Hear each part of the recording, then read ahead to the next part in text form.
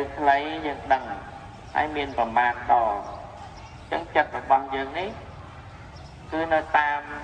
ពើដង្ហើមនឹងជាប់អញ្ចឹងយើងអត់អាចប្រឡែងចិត្តយើងឲ្យទៅគិតរឿងផ្សេងបានទេដោយសារតែចិត្តយើងរវល់នឹងការដកដង្ហើមនេះហើយនេះគឺជាឧទាហរណ៍មួយថា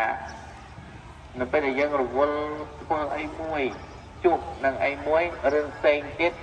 គឺយើងលែងផ្ដោតទៅដូច្នេះសមាធិនេះគឺជាការផ្ដោតផ្ចង់អារម្មណ៍ប្រមូលអារម្មណ៍ប្រមូលចិត្តហើយនៅមូលនឹងក្រោយពីយើងហាត់សា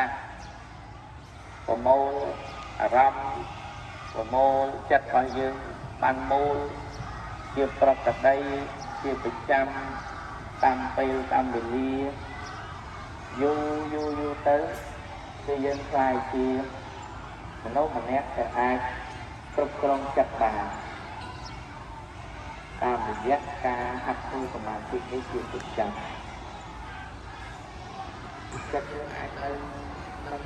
មួយកន្លែងបានហើយមួយបានគឺអាស្រ័យយើងជាអ្នកគ្រប់គ្រងកុំឲ្យអ្នកគ្រប់គ្នាចំចាំថាយើងសប្បីកុំធ្វើជាខ្ញុំជំពះនៅចិត្ត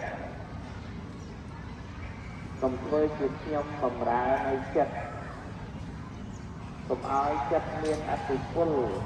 មកក្របបំណត់នៅលើខ្លួនយើងបាន